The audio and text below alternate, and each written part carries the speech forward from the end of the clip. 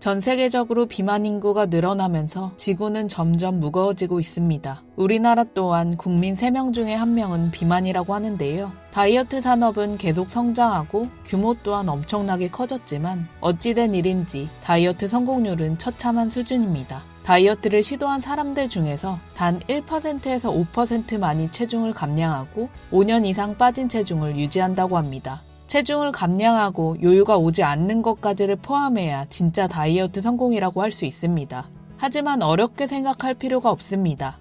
효과적이지 않은 5가지 방법을 제거하면 무조건 다이어트에 성공할 수 있기 때문입니다. 첫째, 체중 감량에 대한 개념을 버린다. 체중 감량에만 너무 집착하면 다이어트 강박이 생기고 다이어트 과정이 너무 힘들게 느껴질 수 있습니다. 그리고 급격하게 빠진 살은 다시 급하게 찔 확률이 높다는 건 자명한 사실입니다. 다이어트는 체중을 줄인다는 개념보다는 나쁜 습관을 제거한다에 초점을 더 보세요. 체중 감량은 한 달에 2-3kg 정도가 적당합니다. 그 이유는 급격하게 체중이 빠지면 우리 몸은 위기라고 인식하고 어떻게든 그 체중을 원래대로 돌리려고 합니다. 하지만 한 달에 1kg만 빠져도 괜찮습니다. 체중 감량과 요요가 반복되는 것보다 아주 느리더라도 체중이 서서히 빠지고 좋은 습관이 하나씩 쌓여가는 게 진짜 성공이기 때문입니다. 체중이 감량돼도 이전 식습관으로 돌아가면 요요는 절대 막을 수 없습니다. 체중이 아니라 습관에 집중을 두며 다이어트를 해나가세요. 둘째, 칼로리 개념을 버린다.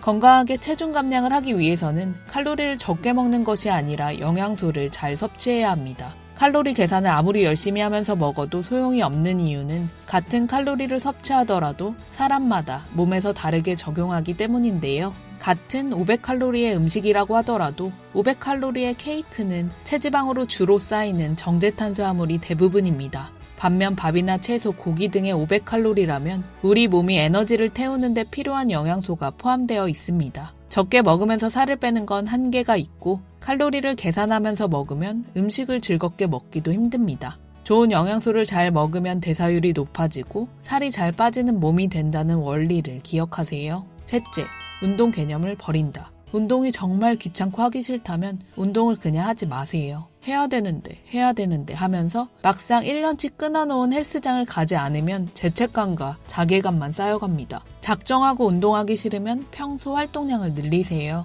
운동도 기초 체력이 쌓여야 제대로 할 수 있습니다. 평소 게으르고 꼼짝도 안 하던 사람이 주 5회 하루 1시간에서 2시간씩 운동을 한다고요? 굉장히 자신을 과대평가하고 있는 것입니다. 최소한 걷기라도 해보세요. 저도 매일 만보 걷기를 꾸준히 하려고 하는 편인데요. 400년 전 사람들은 매일 3만보를 걸었다고 합니다. 현재는 전 세계인의 하루 평균 걸음수가 5,000보 정도 된다고 합니다. 대중교통 이용하기, 지하철 한두 정거장 걸어가기, 식후 산책하기 등 틈새 활동량을 늘려보세요. 엘리베이터 대신 계단을 오르기만 해도 허벅지 근육을 단련시킬 수 있고 증가한 근육은 지방을 태우는 고마운 무기가 됩니다. 이런 부지런함이 몸에 익었다면 본격적인 운동을 할 체력과 마음가짐이 준비된 상태라고 할 수 있습니다. 건강을 위해 혹은 취미로 즐길 수 있는 운동을 시작해보면 더욱 좋습니다. 넷째, 마법 같은 다이어트 개념을 버린다. 제품이나 약에 의존하는 다이어트는 아예 거르세요. 패치만 붙여도 살이 쭉쭉 빠진다? 알약 하나만 먹으면 지방이 술술 분해된다. 이 제품을 먹으면 맘껏 먹어도 지방이 쌓이지 않는다. 이런 다이어트 광고 보셨나요? 정말 엄청난 효과네요. 그런데 속이는 사람이 잘못일까요? 믿는 사람이 잘못일까요? 노력 대비 성과가 너무 좋다면 다 거짓입니다. 다이어트 제품은 효과가 없는 경우가 대부분이겠지만 일시적으로 감량이 있다고 하더라도 수분이 쫙쫙 빠지는 눈속임일 수 있습니다. 내 통장 잔고를 털어가고 심각한 부작용의 위험이 있고 이전보다 더 살이 잘 찌는 슈퍼 요요까지 동반되는 대가를 치르겠다면 말리지 않겠습니다. 때로는 불에 데워봐야 진짜 정신을 차릴 수 있거든요.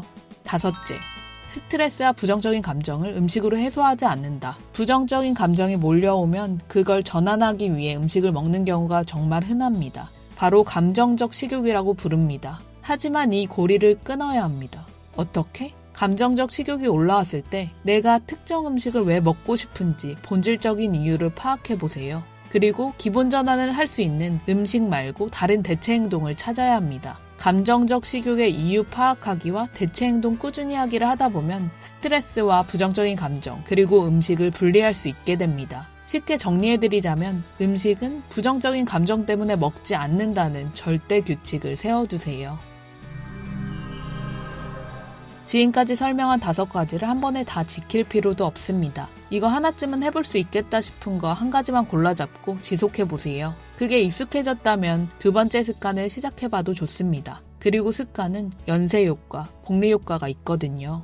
좋은 습관이든 나쁜 습관이든 무섭게 확장되어 나갈 것입니다. 각종 의견 및 사례 그리고 안부는 댓글로 남겨주시고요. 온 우주와 저는 무조건 언제나 당신 편이에요. 참 소중한 당신 진심으로 고맙고 사랑해요. 우리 존재 화이팅 화이팅 화이팅.